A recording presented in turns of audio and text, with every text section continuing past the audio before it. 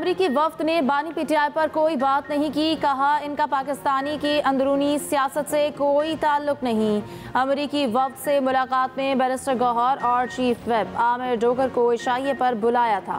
PTI रहनुमाओं के पास मौका था कि जिनसे मुलाकात करना चाहते हैं उनके साथ बैठकर बात करते। स्पीकर अयाज सादिक की इस्लामाबाद में न्यूज़ कॉन्फ्रेंस। कहा इशूज़ पर किसी को ज़बरदस्ती नहीं बिठा सकते। अख्तर मैंगल को टेलीफोन किया। मौलाना फजलुर रहमान से भी राब्ता था। ऑपोजिशन कहे तो हुकूमती अरकान को बुला लेंगे।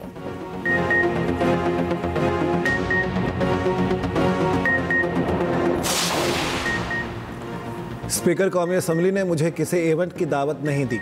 स्पीकर ऑफिस से कोई दावतनामा मौसूल नहीं हुआ, ना उनके स्टाफ ने कोई कॉल की। चेयरमैन पीटीआई बैरिस्टर गौहर का स्पीकर अयाज सादिक के बयान पर रद्द-ए-अमल।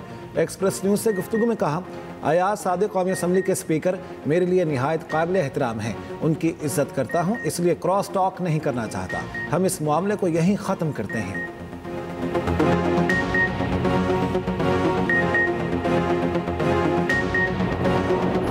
समंदर पार पाकिस्तानियों के कन्वेंशन का आखिरी रोज वज़ीर आज़म शहबाज शरीफ और army chief general Asim Munir शरीक, नायब वज़ीर आज़म इसहाक डार और वफाकी वज़रा भी शरीक। दुनिया भर से ओवरसीज़ पाकिस्तानियों की बड़ी तादाद में शिरकत। चेयरमैन OPF सैयद कमर रजा ने कहा ओवरसीज़ पाकिस्तानियों के मसाइल के हल के लिए हर मुमकिन कोशिश कर रहे हैं।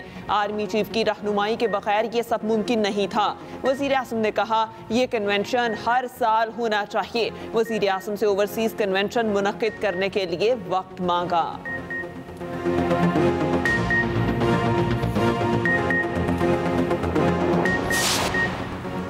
FIR के बगैर गिरफ्तारी हो सकती है, ना मजिस्ट्रेट ऑर्डर के बगैर हिरासत। क्या पुलिस में IG अपील सुनता है या SP केस चलाता है? जस्टिस जमाल मंदोखेल के रिमार्क्स। फौजी अदालतों में सिविलियंस के ट्रायल के खिलाफ दरखास्तों पर समाअत। जस्टिस मोहम्मद अली मजहर ने कहा 9 मई वाक़यात के मुल्जिमान पर ऑफिशियल सीक्रेट एक्ट के तहत मुकदमात दर्ज हुए। फौज ने बराह रास्त कोई FIR दर्ज नहीं कराई। इंसदाद दहशतगर्दी की अदालतों के जरिए सिविलियन की हवालगी फौज को दी गई। हिरासत में देना दुरुस्त था या नहीं, ये अलग बहस है। जस्टिस जमाल मंदोखेल ने कहा इस केस के मुस्तकबिल के लिए बहुत गहरे असरात होंगे। FPLE केस पर आज भी इतनी दिहाइयों बाद बहस हो रही है। समाअत कल तक मुलतवी। ख्वाजा हारिस को कल 30 मिनट में दलाइल मुकम्मल करने की हिदायत।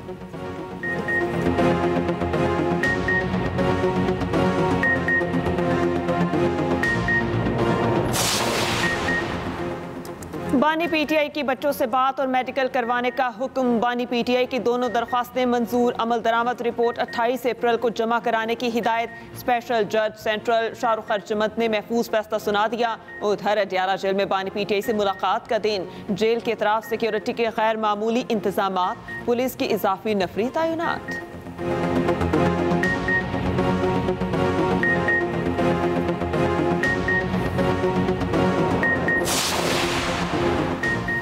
9 मई मुकदमात के मुल्ज़िमान की जमानत मनसूखी के लिए अपीलों पर समाअत। सुप्रीम कोर्ट की इंसदाद दहशतगर्दी अदालतों को ट्रायल 4 माह में मुकम्मल करने की हिदायत। असद कैसर की जमानत मनसूखी के लिए अपील वापस लेने की बुनियाद पर खारिज। चीफ जस्टिस की सरबराही में 3 रुकनी बेंच ने समाअत की। उधर 26 नवंबर केस में बुशरा बीबी की बुरी जमानत में 6 मई तक तौसी। मुल्ज़िमा को शामिल तफ्तीश करने का हुक्म।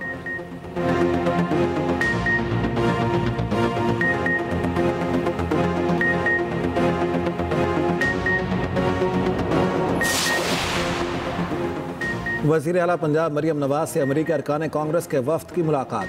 पाक अमरीका ताल्लुकात के इस्तेहकाम और फ़रोग़ के लिए मौसर इक़दामात पर इत्तेफाक।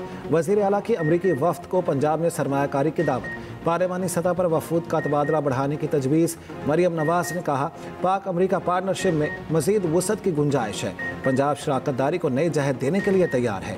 वज़ीर आला से ECO के 25 रुकनी वफ्द की भी मुलाकात। सीनियर वज़ीर मरियम औरंगज़ेब की वफ्द को तफसीली briefing.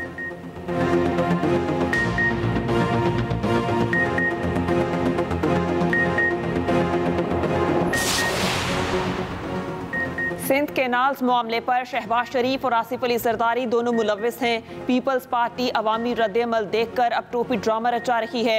Opposition leader Umar Ayub की मीडिया से गुफ्तगू। कहा माइंस एंड मिनरल्स बिल पर बानी PTI के अहकामात पर अमल किया जाएगा। बोले 3 माह हो गए, बानी से मुलाकात नहीं हुई। मुलाकातों पर पाबंदी आइन और कानून की खिलाफ वर्जी है। पेशावर हाईकोर्ट ने उमर अयूब को 15 मई तक हिफाजती जमानत दे दी।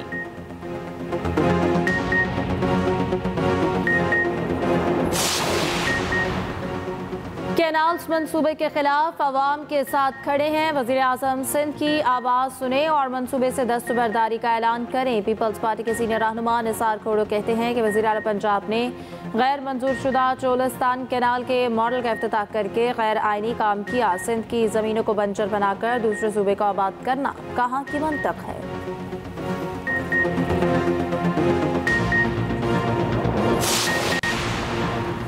मुआवजा के लिए खरीदी गई 27,179 एकड़ का इंतकाल न होने का इंकशाफ। जुनैद अकबर की ज़ेर सदारत पब्लिक अकाउंट्स कमेटी का इजलास। ऑडिटर जनरल के मुताबिक मुआवजा के लिए ये ज़मीन 1981 से 2021 के दरमियान खरीदी गई। 40 सालों से इस ज़मीन को मुआवजा के नाम पर मुंतकिल नहीं किया गया। सेक्रेटरी आबी वसाइल ने कहा, ये सूबाई मामला है, हमारा कोई लेना देना नहीं।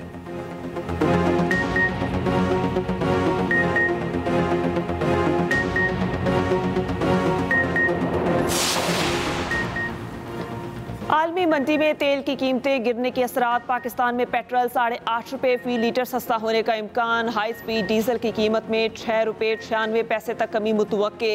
मट्टी का तेल 7 रुपये 47 पैसे और लाइट डीजल 7 रुपये 21 पैसे तक सस्ता होने का इम्कान। हुकूमत और किरा की सिफारिशात के बाद आज फैसला करेगी।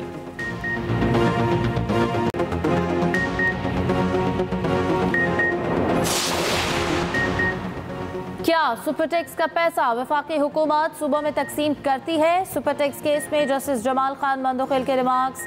आईनी बेंच में सुपरटैक्स केस की समाअत। वकील मखदूम अली खान ने दलाइल देते हुए कहा, 2016 में सुपरटैक्स शुरू किया गया, 2017 में 1 साल के लिए तोसी की गई, 2019 में तोसी के लफ्ज़ को ऑन वर्ड कर दिया गया। इनकम टैक्स आमदन पर लगाया जाता है, इसमें कोई ख़ास मकसद नहीं होता। टैक्स का सारा पैसा कौमी ख़जाने में जाता है। वज़ीर ख़जाना की तकरीर के मुताबिक सुपर टैक्स का पैसा बेघर अफराद की बहाली के लिए इस्तेमाल होना था। 2016 में जिस मकसद के लिए टैक्स इकट्ठा किया गया था, इसमें सूबों में तकसीम नहीं होना था।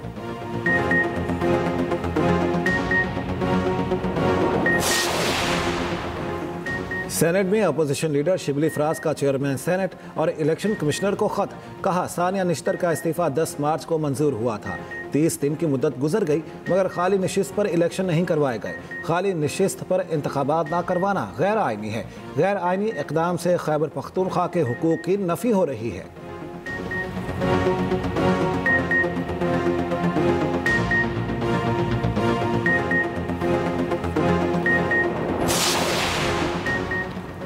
लगता है कोई माफिया ज़ाती मफादात के लिए इस्लाहात की मुखालिफत कर रहा है। माइंस एंड मिनरल एक्ट में मुजव्वज़ा तरमीम से मुतालिक गलत फहमी फैलाई जा रही है। वज़ीर आला KP अली अमीन गंडापुर कहते हैं, तरमीम में सूबाई हुकूमत का कोई भी इख्तियार किसी को नहीं दिया जा रहा। मादनियात में इस्लाहात के जरिए सूबे की आमदन में इजाफा किया।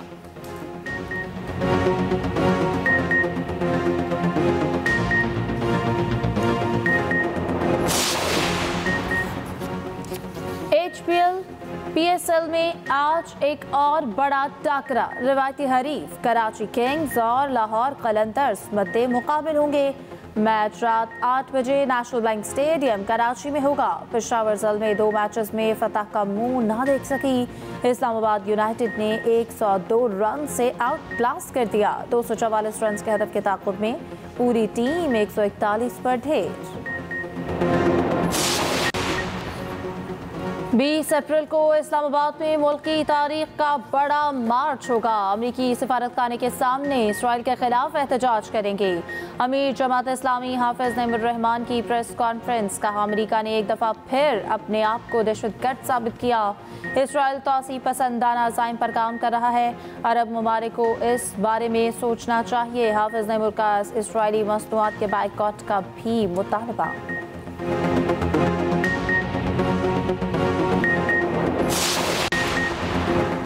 अमेरिका ईरान मुज़ाकरात का दूसरा दौर भी ओमान में होगा। अमेरिकी सदर ट्रंप का कहना है, ईरान जौहरी हथियार हासिल करने का ख्वाब देखना छोड़ दे। ईरान मुआहिदा चाहता है लेकिन ये काम कैसे करना है उसे मालूम नहीं। अमेरिकी वज़ीर ख़ारिजा की तुर्क हममनसब से टेलीफोनिक गुफ्तगू। इंसदाद दहशतगर्दी ताउन की अहमियत और नेटो को मजबूत करने पर इत्तेफाक। मार्को रूबियो ने कहा, ईरान और उसके प्रॉक्सी से इलाकाई सलामती और इस्तेहकाम को ख़तरा है।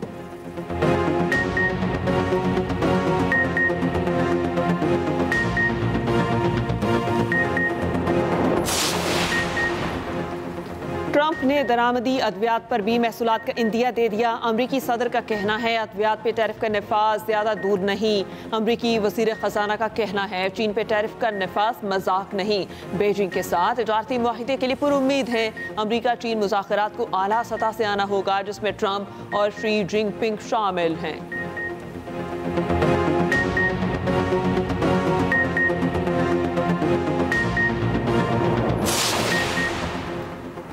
ट्रंप मुकम्मल सेहतमंद, बतौर कमांडर इन चीफ फराइज अंजाम देने के काबिल। अमरीकी सदर के मेडिकल टेस्ट की रिपोर्ट जारी। अमरीकी सदर के जिस्मानी और जहनी सेहत इंतहाई उम्दा।